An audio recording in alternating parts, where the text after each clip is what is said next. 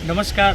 આજરોજ આમ આદમી પાર્ટી પંચમહાલ જિલ્લા યુવા ટીમ તરફથી ગોધરા કલેક્ટર કચેરીએ આવેદનપત્ર આપ્યું છે અને એનો વિષય એવો છે કે ગોધરા શહેરમાં નગરપાલિકાના અંડરમાં જે કંઈ પણ બગીચાઓ આવેલા છે તેની સાફ સફાઈ કે દેખરેખ વ્યવસ્થિત થતી નથી।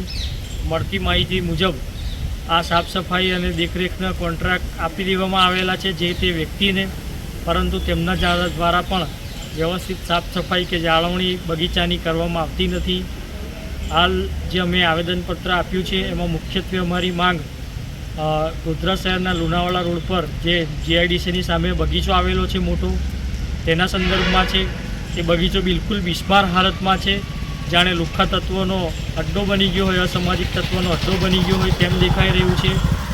ત્યારે આ બગીચાને ફરીથી સજીવ કરવામાં આવે, ત્યાં આગળ જે કંઈ પણ ફૂલ છોડ હતા, ઝાડ હતા તે બધા કાપી નાખ્યા છે, ઉખાડી નાખ્યા છે અને એક જાણે વીરાન એવું ખેતર હોય એમ લાગી રહ્યું છે।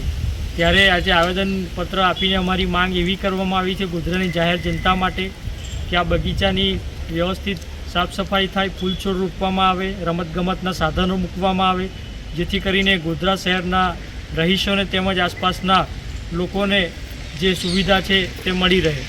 જય હિન્દ।